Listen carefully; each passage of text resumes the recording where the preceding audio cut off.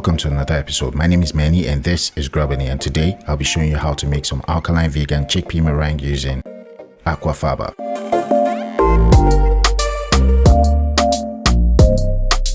For those of you who don't know, Aquafaba is the water you get from cooked chickpeas. To begin, we're going to start by adding about 2 to 4 cups of Aquafaba to a large bowl. Chickpea meringue will be a major part of my next recipe, so please master it before the next video. When making any kind of meringue, you get the quickest and the best results by using a whisk attachment. However, you can also use a strip beater attachment, and that's my tool of choice for today, mostly because it looks good on video. Don't start your hand mixer before immersing it into the Aquafaba because it could splash it all over you. Once immersed into the Aquafaba, start with the lowest speed setting. Gradually increase the speed as you go until you get to the highest speed setting on your hand mixer.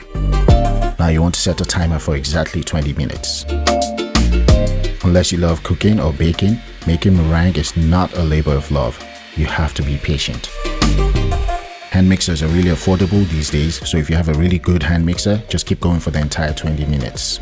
It's not that difficult, really all you're doing is moving the hand mixer around for about 20 minutes. If you have a hand mixer that heats up really quickly, take a break to let things cool down, then resume making your meringue. If after 20 minutes you get a thick, satin white and slightly stiff foam, then you know it's ready. Also, once you pull your attachment out, you should get what they call a stiff peak. Another indication of a good meringue is when your meringue is hanging from your hand mixer attachment without dripping. When I say stiff peak, this pyramid looking thing is what I'm referring to. If you can get it to stay in place even when you move the bowl, then you've made yourself a good meringue. Thanks for watching, and I'll see you all next week.